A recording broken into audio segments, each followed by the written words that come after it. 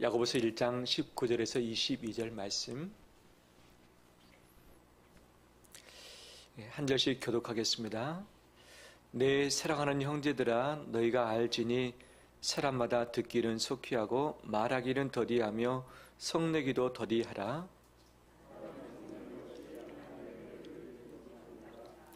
그러므로 모든 더러운 것과 넘치는 악을 내버리고 너희 영혼을 능히 구원할 바 마음에 심어진 말씀을 온유함으로 받으라. 너희는 말씀을 행하는 자가 되고 듣기만 하여 자신을 속이는 자가 되지 말라. 아멘. 제 앞에 나오신 우리 온 성도들을 환영하고 축복합니다. 우리 가까이 있는 서로 인사 나눌까요? 축복합니다. 사랑합니다.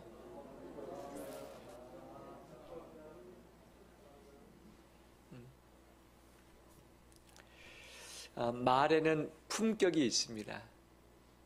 그 말이 사람의 됨됨이가 어떠한지를 잘 알려주는 것이죠. 겉으로는 멀쩡하고 멋져 보이고 우아해 보이는데 입에서 나오는 말이 상당히 깨끗지 못하고 좀 난폭할 때가 있을 때 좀 의아해 할 수 있죠. 반대로 겉으로는 좀 남루하고 좀 뭔가가 좀 부족해 보인다라고 하는데 입을 열어서 말을 할 때 그 말에 뭔가가 품격이 느껴지고 따뜻한 인품이 느껴질 때 그 사람에 대한 존경심도 발생하는 것 아니겠어요? 우리는 말을 하지 않고 살 수 없는 시대 가운데 살 수 있는데 요즘 내 입에서 나오는 말의 온도는 어떠합니까? 내 말의 품격은 어느 정도일까요? 남이 내 말을 들을 때에 내 인격을 존중하고 또 나를 정말 우러러 볼 수 있는 또 닮고 싶은 마음이 생길까? 아니면 좀 실망하거나 또는 멀리하고 싶은 마음이 들지는 않을까? 그런데 좀 멀리 떨어져 있는 사람에게는 이 품격이 잘 느껴지지 않을 수 있어요. 가장 가까이에 특히 한솥밥을 먹고 있는 바로 가족에게는 어떠합니까? 우리 옆에 가족이 있다면 얼굴만 한번 볼까요? 얼굴만 한번 쳐다보겠습니다. 어떻습니까? 실제 다른 사람은 좀 속일 수 있고 좀 척하는 것을 할 수 있지만 가족에게는 그것이 안 되죠. 그러니까 여과 없이 있는 모습 그대로 다 내보여지는 것 아니겠어요? 가족에게도 인정받는다. 진짜 그 사람은 대단한 사람입니다. 근데 가족에게 인정받을 수 있는가? 이것은 쉽지 않죠. 왜? 감정의 여과장치가 가정에서는 발동되지 않기 때문에 그냥 다 나가는 것 아니겠어요? 이 말에는 힘과 능력이 분명히 있습니다. 태초에 하나님께서 천지를 창조하실 때 무엇으로 하셨습니까? 말씀으로 창조를 하셨죠. 하나님의 형상인 사람을 만드시고서 우리의 입에 무엇을 주셨습니까? 말을 허락하셨습니다. 하나님의 말씀을 우리 가운데 말로서 허락하시사 이 말을 가지고 세상을 통치할 수 있도록 하셨고 이 말로 공동체를 세워가면서 사랑을 나누도록 하셨던 것이죠. 그런데 속이는 자 사탄이 바로 아담과 하와를 꾀였고 그들에게 오염을 부어놓고 갔죠. 그래서 아담과 하와가 죄를 짓고 난 이후에 하나님 앞에 핑계를 대면서 자기의 죄를 전가시켰고 또 그의 아들 가인이 아벨을 죽여놓고 하나님 앞에 거짓 보고 하는 것 아니겠어요? 본래 말에는 능력이 있고 힘이 있고 창조할 수 있는 그런 놀라운 권능이 그 안에 있습니다. 그런데 이것이 죄로 말미암아 오염되어져서 바로 그 능력을 상실한 채 도려운 말로 하나님을 거역하고 말로 영혼에게 상처를 주고 영혼을 살리기보다는 망가뜨리는 일들을 자행하고 있는 것이죠. 요즘 어떻습니까? 이 시대가 힘듭니다. 마음의 여유가 없습니다. 재정적으로 쪼들리며 압박을 당하고 있습니다. 우리 입의 말이 거칠어지기 시작하고 온도가 상당히 낮아져서 자그마한 일에도 신경질이 나고 상대방에게 화를 내는 것이 당연한 부분 아니겠습니까? 매스컴은 어떻습니까? 따뜻한 이야기의 그런 여론 뉴스가 나오기보다는 이것 잘못했다, 저거 잘못했다 지적하면서 서로 물고 뜯는 그런 일들이 바로 비일비재한 모습이 우리의 모습인 것이죠. 이런 시대를 살면서 마음이 온전하게 설 수 있는 사람은 아무도 없죠. 그럼에도 불구하고 주 앞에 나오신 우리 성도들이 진짜 대단하신 분입니다. 우리 가까이 있는 분들 서로 다시 한번 엄지척 해줄까요? 당신 대단하십니다. 그럼요. 다 부족하지만 그래도 마음과 시간, 장소를 지키고서 나온다는 것이 이것이 대단한 겁니다. 대단한 것. 야고보서의 큰 주제는 고난과 인내와 기도입니다. 고난과 환난을 인내하자. 인내하는 동안 기도하자라고 하는 건데 그 사이사이에 야고보 사도가 언급해주고 있는 또 다른 메시지가 있어요. 그것이 무엇이냐? 말과 관련된 부분이에요. 한 번이 아니라 3번, 4번 다른 비유를 들어가면서 이야기를 하고 있는 거죠. 예를 들면 비방하는 것, 차별하는 것, 선생이 되어서 말을 많이 해서 실수 많이 하는 것, 혀가 이 배의 키처럼 모든 것을 좌지우지하는 것, 작은 불처럼 모든 것을 불태워버리는 것, 산성도 하고 저주도 내는 것, 단물과 스물을 어찌 함께 내겠느냐, 서로 싸움과 다툼이 어디서부터 나느냐, 왜 비방하며 왜 판단하느냐, 왜 허탈한 것을 자랑하느냐, 왜 참지 못하느냐 라고 하면서 어떻게 보면 고난 이야기보다는 말과 관련된 이야기를 훨씬 더 많이 하고 있다는 거죠. 왜 그럴까요? 그때 당시 고난과 환난이 오래되다 보니까 성도들 사이에서도 마음의 힘이 사라졌던 것. 가족들끼리도 고운 말이 나오기보다는 거친 말이 서스럼없이 나가는 일들이 있었던 거죠. 그래서 이 환난 가운데 우리가 이것을 버텨내야 되는데 특히 말을 조심해야 된다. 정말 말을 잘 관리를 해야 된다는 그 의미를 야고보 사도가 다시 강조를 하고 있는 것이죠. 그러면 우리들의 말이 언제 거칠어지는가? 언제 말이 함부로 나갑니까? 그런 경험 없으십니까? 다 있지요. 저는 좀 성격이 개팍해 보입니까? 조금 더 온순해 보입니까? 예, 그렇게 말씀해 주셔서 감사합니다. 그 대답을 기다렸습니다. 그럴지라도 제 말이 온전할까요? 그렇지 못하죠. 저도 감정이 상하거나 감정 관리가 안 될 때에 그냥 본심이 아닌데 그 현장을 무모하 좀 덮고자 그냥 나오는 것 하고 나서 늘 후회하죠. 차라리 말하지 말 것. 늘 후회하는 것이 저의 마음인데 이것은 우리 모두의 마음일 것입니다. 저는 오늘 본문의 말씀 가지고 우리 성도들 지적하고 잘못된 걸 뜯어 고치자라는 메시지가 아니에요. 아니에요. 야고보 사도 이럴 때 어떻게 해야 될 것인가를 우리에게 지혜를 주고 있는데 그 지혜를 가지고서 이 누구나 다 힘든 시대를 한번 극복하고자 원하는 말씀을 함께 나누고자 원합니다. 그러면 언제 우리가 주로 말이 거칠어지고 힘들어지는가? 상대방 때문에 그럴 때가 참 많죠. 상대방이 나를 화나게 할 때, 나도 화나죠. 내 말을 잘 듣지 않을 때, 나를 무시할 때, 거짓말로 소문낼 때, 나를 공격할 때, 나도 내 말이 거칠어질 수밖에 없죠. 그럼에도 불구하고 정말 양반처럼, 정말 신사처럼, 숙녀처럼 말한다는 건 이것은 잘 안 됩니다. 안 돼요. 당연하죠. 또는 나 때문에 말이 거칠어질 때가 있습니다. 마음이 안정이 안 될 때, 불안할 때에, 고민과 걱정이 많이 쌓일 때에, 삶이 벅찰 때에, 분노가 나거나 화가 날 때, 감정의 기복이 심할 때, 마음의 여유가 없을 때 함부로 말이 나오기도 합니다.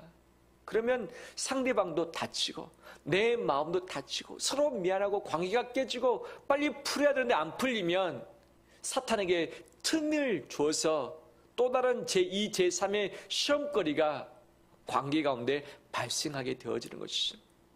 이 부분들을 수습을 해야 되는데 야고보 사도는 세 가지로 우리에게 지혜를 주고 있습니다. 무엇을 주고 있는가? 첫 번째, 따라서 합니다. 듣기는 속히 하라. 듣기는 속히 하라. 한 단어로 표현한다면 경청이죠. 경청. 이 성경 말씀에 하나님께서 자주 말씀하셨던 동사 하나가 있습니다. 구약에서 쓰는 것이 쇠마입니다. 들으라. 제발 좀 들으라 라고 하는 거죠. 야, 너 말 너무 많이 하지 않느냐? 내게 와서 기도를 많이 하지 않느냐? 너 말 많이 하고 내게 기도하고 하기보다 내 말 좀 들어봐라. 왜 듣지도 않고 말만 많이 하느냐? 라고 하면서 하나님은 쇠마 좀 들으라라고 말씀하시는 것이죠. 야고보 사도도 말이 거칠어지고 말에 시험에 들 때에 가장 먼저 해야 할 것이 들으라.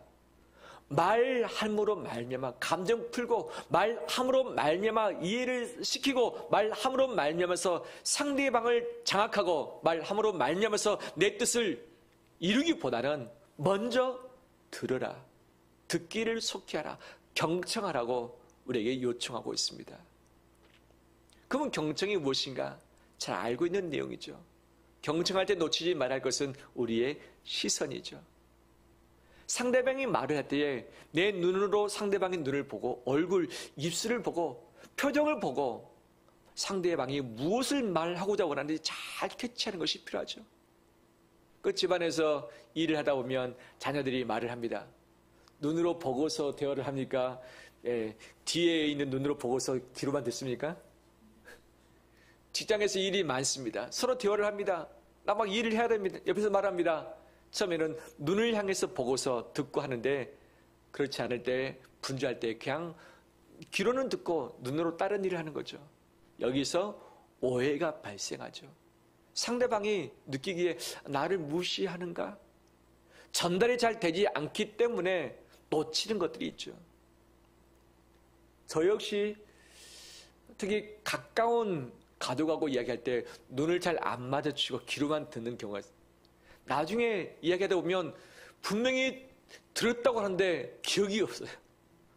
들었다고 하는데 기억이 없어요. 잊어버렸는지 아니면 들을 때 제대로 안 들어서 그러는지 아마 후자이겠죠.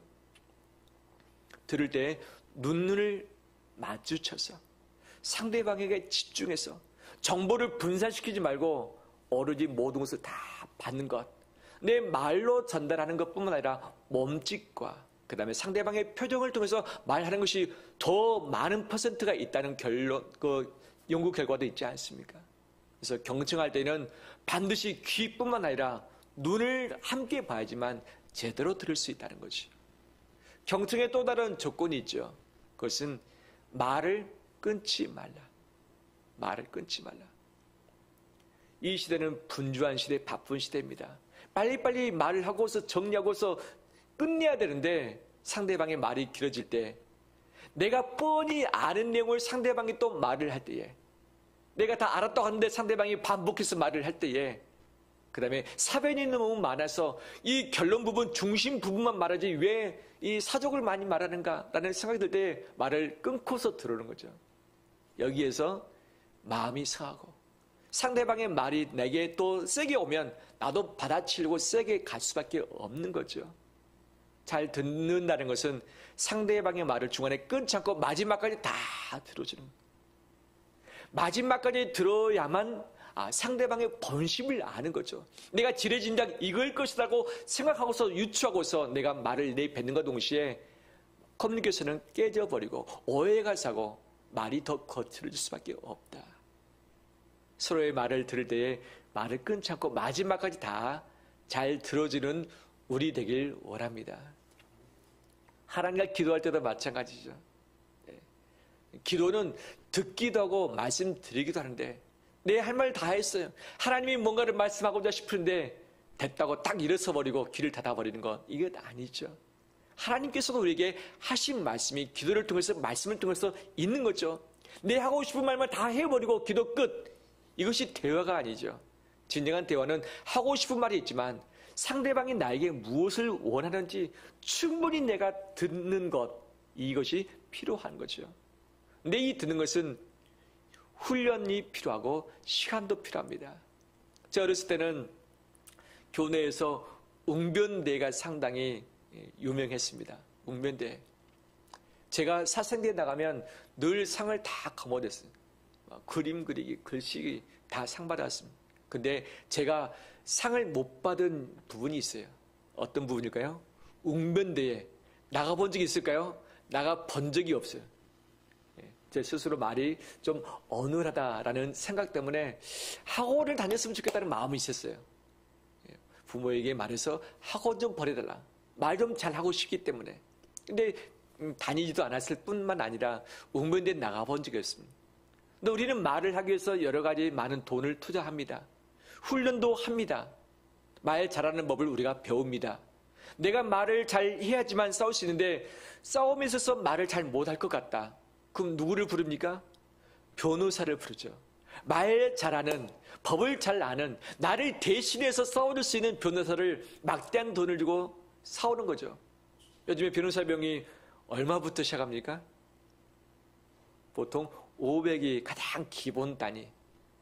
사건이 크면 더 많이, 어려우면 더 많이, 그 다음에 이것이 이 돈과 관련된 부분이면 이기면 별도의 또 다른 수익금이 붙는 것이 그것 아니겠습니까? 말을 잘 하기 위해서 훈련도 하고 돈도 들이고 연습도 합니다. 그런데 반대로 듣기 위해서 돈을 투자하고 있는가? 잘 듣기 위해서 훈련하고 있는가? 잘 듣는 것을 위해서 돈을 주고서 누군가를 사오는가? 그렇지는 않다는 거죠. 듣는 것과 말하는 것이 병행이 돼야 할 텐데 왜 이 시대는 말하는 것만 강조하고 왜 듣는 것을 강조하지 않을까? 말은 정말 많이 있습니다. 정치인들부터 해서 연예계 정말 말이 많지 않습니까? 근데 왜 듣는 부분은 강조하지 않고 듣는 훈련을 하지 않고 듣는 데는 왜 돈을 투자를 하지도 않는가? 경청은 훈련이 필요하고 돈이 필요하고 여전히 투자가 필요한 것이죠. 이것이 병행돼야만 소통이 되는데 이것이 안 되기 때문에 말만 많이 하고 듣지는 않아 버리고 역시 우리 말이 거칠어질 수밖에 없는 거죠.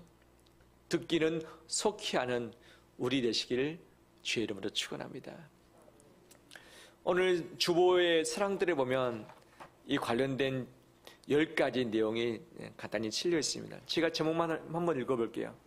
성경이 말하는 10가지 지혜로운 대화 방법.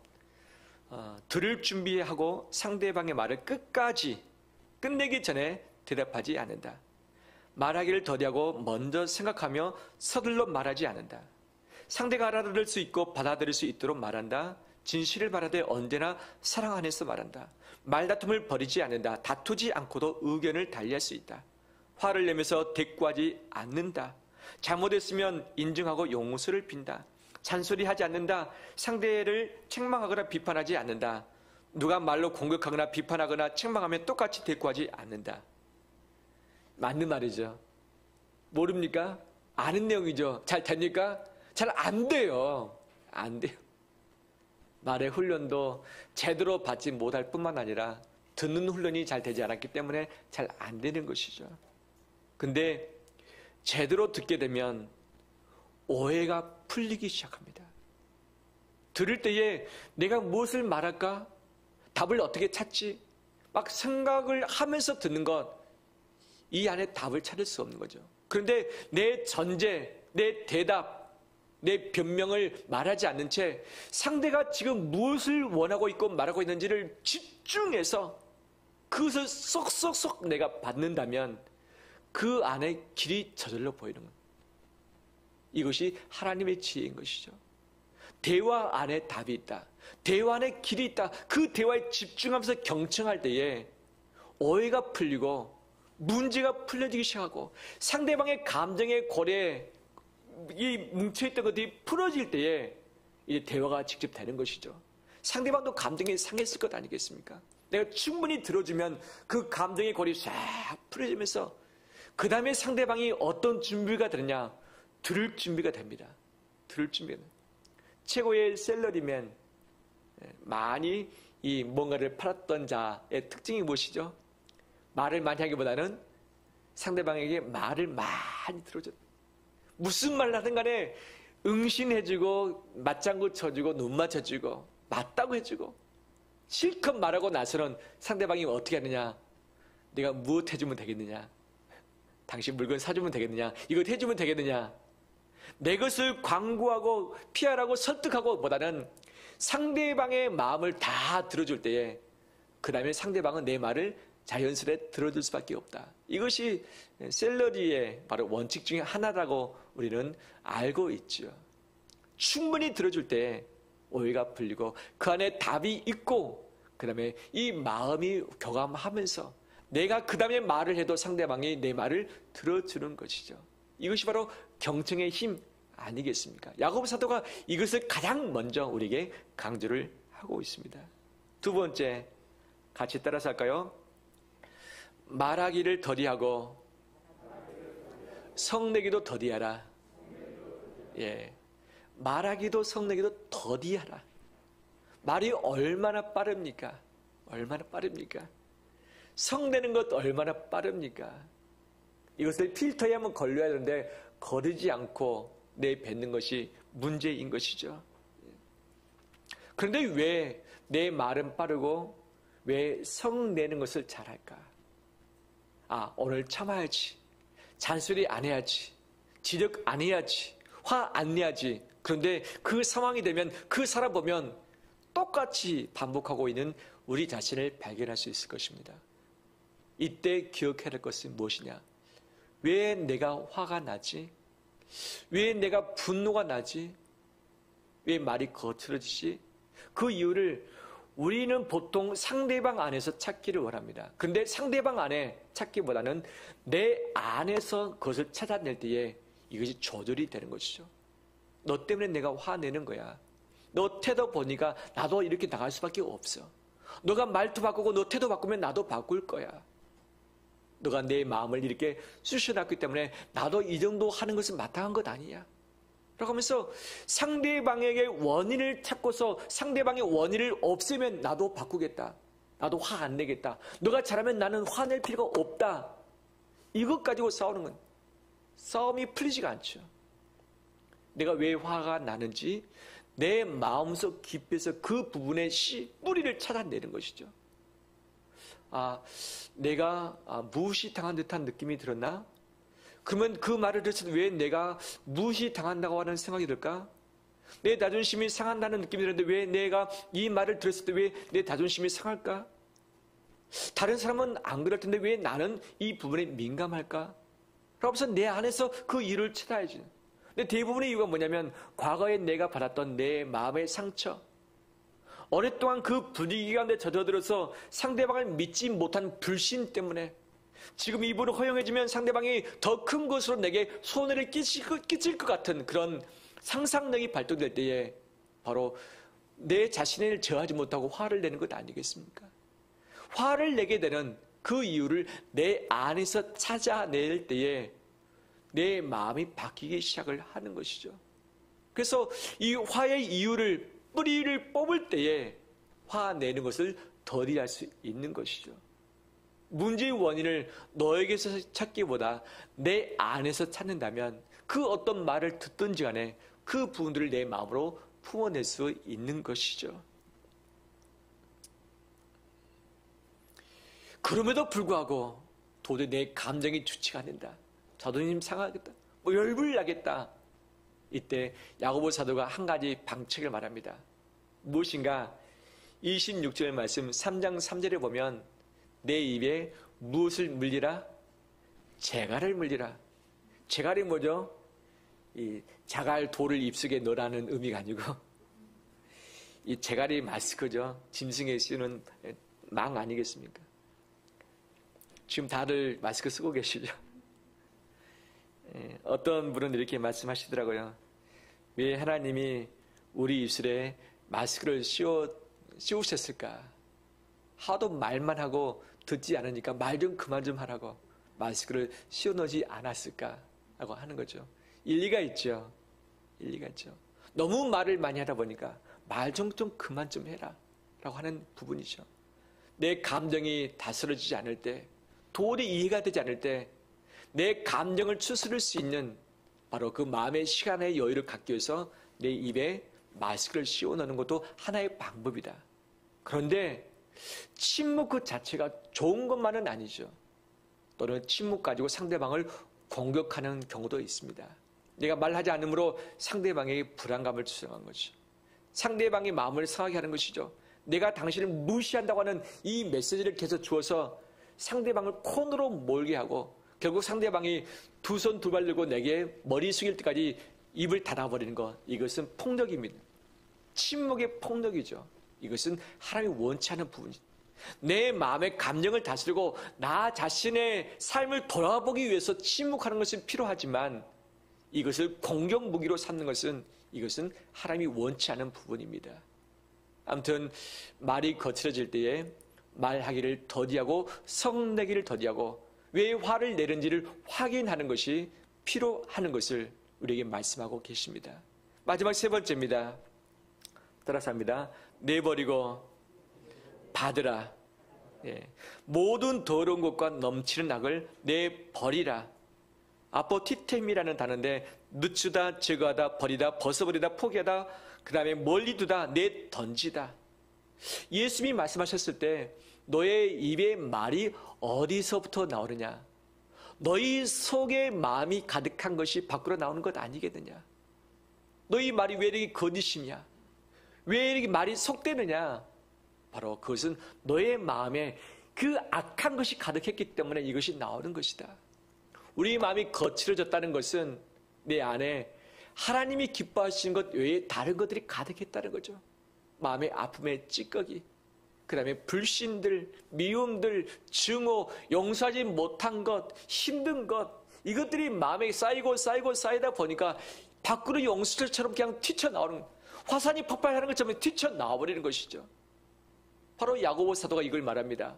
고난이 길어지고 환난이 깊어질 때에 마음에 쌓이는 것도 그렇다. 그러니까 그 마음의 여러 가지 악독과 이 온유치 못한 것을 내어버리자. 비워내자. 그럼 비워내고 나서 어떻게 할 것인가? 너희 마음에 무엇을 채우라? 말씀을 온유함으로 채우라는 것이죠.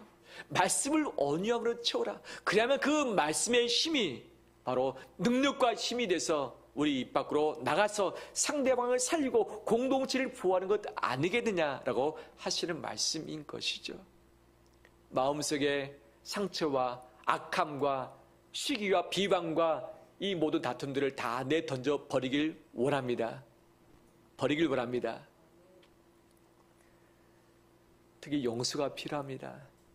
내가 상대방에게 말로서 상처를 많이 받았을 경우, 홀대를 받았을 경우, 그래 두고 보자. 마음속에 응어리가 쌓이면 상대방에 대해서 좋은 말이 절대 나가지 않죠. 내가 어떤 말을 들었을지라도 이것을 그래 내가 오늘 다 털어버린다. 오늘 다 없던 것으로 다 무효시키겠다. 내가 다 내던져버리겠다. 상대방이 태도를 안 바꾸고 말을 안 바꾼다 할지라도 내가 의지적으로 말씀을 의지해서 내가 다 털어버리겠다. 내던져버리겠다는 결단이 우리에게 있길 원합니다. 결단하길 원합니다. 결단하지 않으면 계속 사탄의 꼬임에 빠져서 내 입에서 거친 말이 나가고 이것이 하나님의 형상을 깨트리는 도구 될 수밖에 없습니다. 용서해버리길 원합니다. 다 내던져버리고 다시 시작하겠다는 결단이 우리 안에 있길 간절히 소망합니다. 그러면 언제 내버리고 언제 말씀으로 채울 것인가? 한 달에 한 번 하면 족하겠는가? 일주일에 주일을 맞이해서 하면 족하겠는가? 얼마나 자주 해야 됩니까? 얼마나 자주 해야 될까요? 그렇죠. 매일이죠. 매일. 하나님이 광야에 있었던 이스라엘 백성들에게, 유대인들에게 만나를 주셨잖아요. 언제 주셨습니까? 매일 이른 아침에 만나를 주셨죠. 하나님도 많이 신경을 좀 쓰실 것 같아요. 안식일을 빼놓고 매일마다 하루도 빠짐없이 비가 오나 비가 오지 않거나 이스라엘 백성이 죄를 지었거나 죄를 짓지 않았거나 관계없이 매일마다 그 시간 되면 만나를 주셔야 되잖아요. 요즘에 자동 시스템을 하나님께서 사용하셨는지 모르겠지만 매일마다 챙겨주는 것이 쉽지 않은 일, 번거로운 일 아니겠어요? 일주일치, 한 달치 싹 주고 나서 그래, 내가 잘 보관해서 매일마다 조금씩 먹어. 그래도 되잖아요. 그런데 왜 매일마다 하나님이 만나를 주셨을까? 그것은 매일마다 말씀으로 마음을 채우라는 거죠. 사람이 그런 존재이니까 말씀으로 매일 채워야만 이 입에서 제대로 된 말씀이 나갈 수 있다는 거죠. 이 만나를 통해서 하나님의 말씀도 여전히 매일마다 먹을 것을, 취할 것을 우리에게 요청하고 계시는 것이죠. 우리 성도님들 매일 아침에 문자 메시지 받으시죠? 저나 장덕일 목사님에게. 무슨 문자 메시지입니까? 날마다 동행이라는 말씀 내용. 그 다음 밑에 있는 그 영문자 주소를 클릭하면 교회 홈페이지에 묵상 내용이 나오죠. 매일 잘 보십니까? 잘 보십니까? 예. 열심히 하시는 분도 계시지만 간혹 매일마다 이걸 왜 보내시지? 귀찮네. 이거 보내는데 비용이 들 텐데. 왜냐하면 저도 매일마다 저에게 말씀을 보내시는 목사님이 계세요. 처음에는 대단하다. 어떻게 매일마다 새벽마다 보내시지? 요즘에 계속해서 하니까 이 목사님 지치지도 않나? 포기하지 않나? 좀 하다가 좀 그만 좀 쉬시지. 지금 저기 보낸 지 한 3, 4년 된 것 같아요. 매일마다 보내.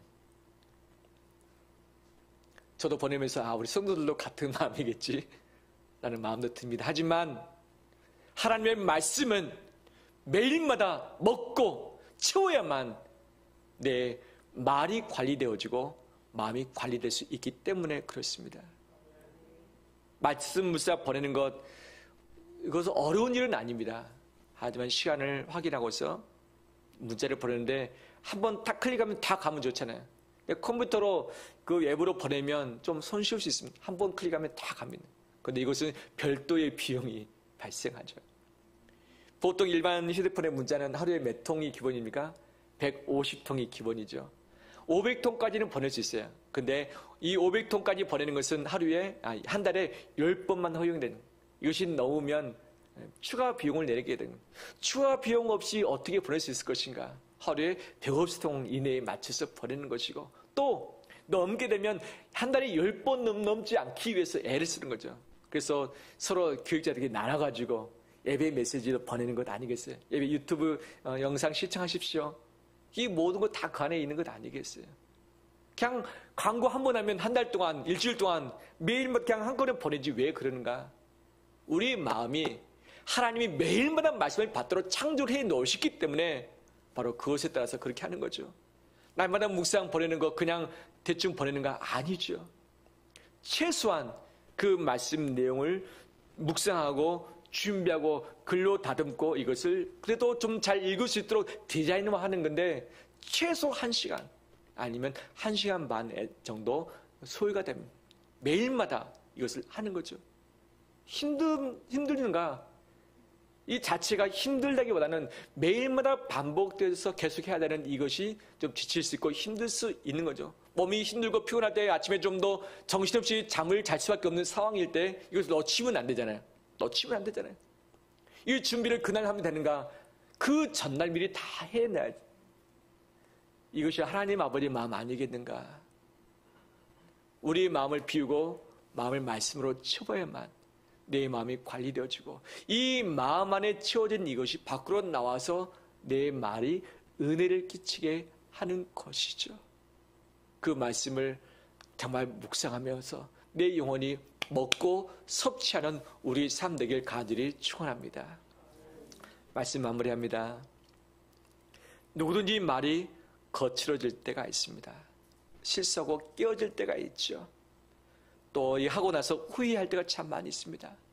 빠른 시간 내에 수습하고 잘못하면서 잘못했다 말하며 내 마음을 서로에게 고쳐 나가는 것이 필요할 것입니다.